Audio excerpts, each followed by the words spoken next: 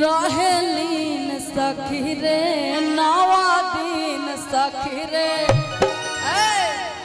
अम्माई के नमावा जपे लगी नागिन सखी रे भोरे में मंदिर के खोले के मारी सखी पियावा पुजारी आए हाय हाय रे सखी पियावा पुजारी हाय हाय हाय बोल सच्चे दरबार की जय। जरा हाथ उठाकर बोला करिए, लग रहा है आप लोग खा पी कर नहीं बैठे हैं। बाकी बड़ी सुंदर भाव में सावन कि रहेलीन सखी रे नवा दिन सखी रे रहेलीन सखी रे नवा दिन सखी रे। एकदम सिंपल में मार दीजिएगा। आइएगा कि रहेलीन सखी रे नवा दिन सखी रे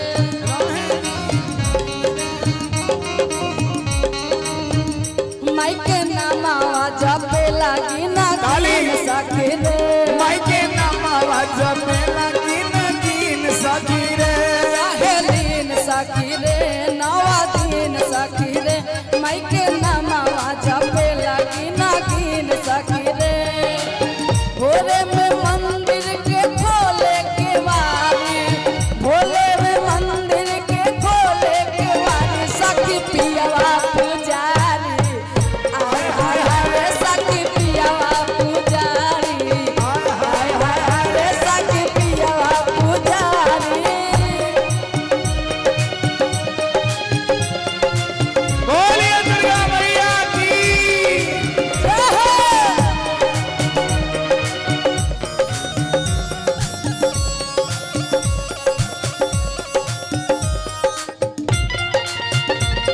अरे दिया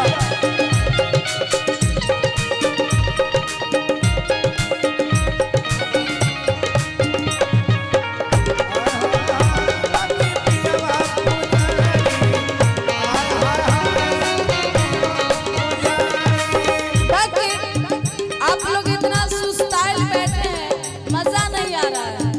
हम चाहेंगे कि थोड़ा थोड़ा आप लोग दोनों हाथ उठाइए और मेरे आवाज से ज्यादा आप लोग की ताली में दम होनी चाहिए। क्या सावन बिल्कुल उठाएंगे दोनों हाथ मीठा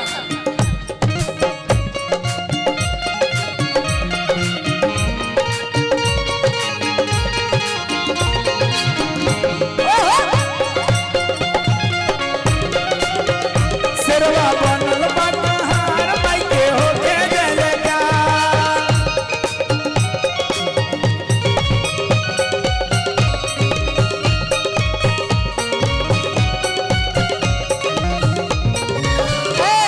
साफ को रोक देंगे वहीं पे। और कहा बाकी दीदी इसमें एगो औरत के बड़ी सुंदर भाव में पति देवे कहता रे अच्छा कैसे पति बड़ी सुंदर भाव में बताओ तेरे कहता रे का कैसे और हमारे समझ लीजिए कि यहाँ पर इनको क्या बोले काका जी बोले या दादाजी बोले आगे मुरेठा बांध के बैठे हैं दादी जी बोल दो जाओ तो दादाजी ठीक होई। बाकी वही अपने पत्नी से कह रहे हैं कैसे उनकर नाम जाने लो कहा उनकर नाम हो कि सब तीर्थ एक बार आ गंगा नहीं बार बार आ गंगा सागर एक बार इसलिए उनका नाम है गंगा सागर चाचा। क्या बात है चाचा जी, बहुत बहुत धन्यवाद। बाकी कह रहे हैं क्या क्या बड़ी सुंदर भाव में कि 9 दिन बूढ़ी कैसे रहबू ऐसा एक दिन भूखला पर टांग देबू सास आदत हो गई। लेकिन आदित्य बूढ़ी कौन आवाज में बोले रही तनी सुना दियो। हाँ सुना दे कैसे कि एक दिन भूखला पर टांग देबू सास हो अरे एक दिन भूखला पर टांग देबू सास हो ताली बजा के 9 दिन बूढ़ी कैसे रहबू पास हो 9 दिन बूढ़ी कैसे रहबू पास हो एक दिन भूखला पर टांग देबू सास हो एक दिन भूखल पटान देबू सास हो एक दिन भूखला पर टांग देबू सास हो एक दिन भूखल पटान देबू सास हो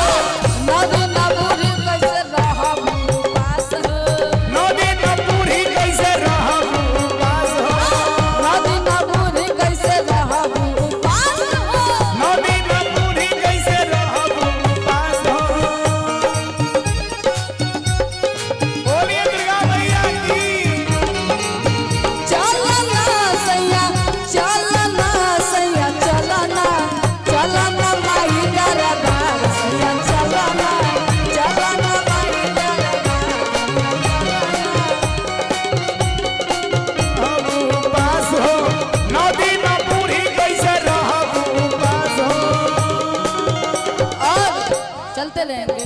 भक्त बड़ी सुंदर मैया रानी के दरबार में जाकर जी लगा तर कहत का ए लाल रे चुनरिया हम माई के चढ़ाई, लाल रे चुनरिया हम माई के चढ़ाई, दर्शन करेला देवी माई लगे जाई, दर्शन करेला देवी लगे जाई, लाल रे चुनरिया देवी माई के चढ़ाई, दर्शन करेला देवी माई लगे जाई।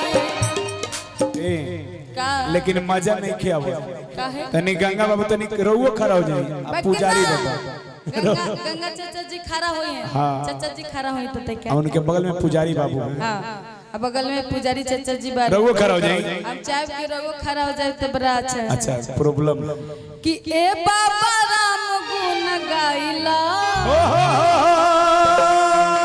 रेम्बो जी राम गुण गाइला, फिर न आई है समैया। आदित्य अजय हमने के बोलोले पर उनको कह दो संजीव भैया राम गुण गाइला, फिर न आई है समैया।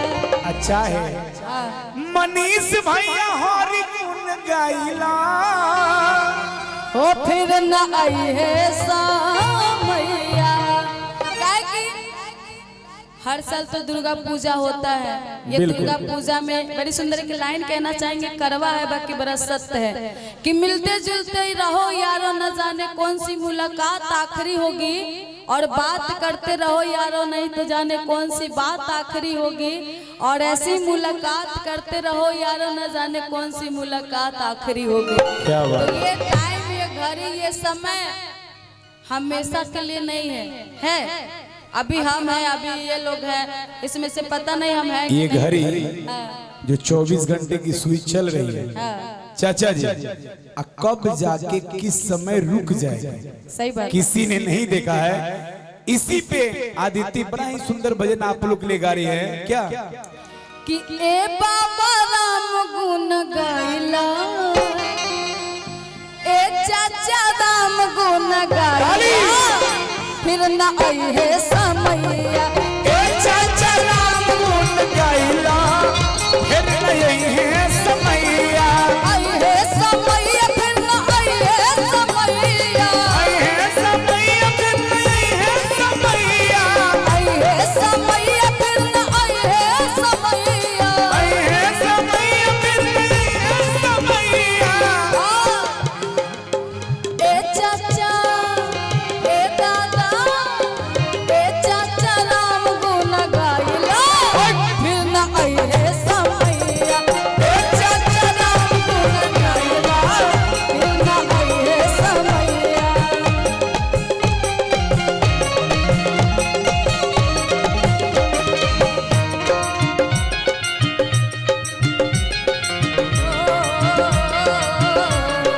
क्या बात है।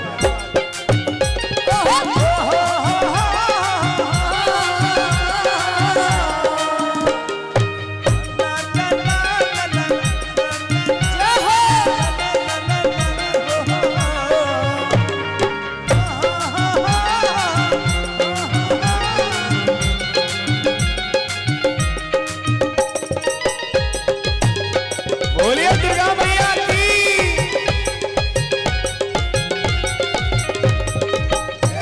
चाचा राम गुण गाइला, फिर न आई है समैया, चाचा राम गुण गाइला, फिर न आई है समैया। सावन में ये इधर में हमारे माता बहन लोग भी कुछ बैठी हैं, चलते रहेंगे बेटा बेटा। जो भी हमारे माता बहन बैठी हैं, सच्चे मन से दरबार में दोनों हाथ उठाएंगे एक बार, दोनों हाथ खोलेंगे एक बार, बड़ा आनंद आएगा। और कहना क्या, ए चाची राम गुण गाइला, ए चाची हरि गुण गाइला, फिर न आई है समैया। ए चाची राम गुण गाइला, फिर न आई है समैया, ए चाचा राम गुण गाइला, फिर न आई है समैया। क्या बात।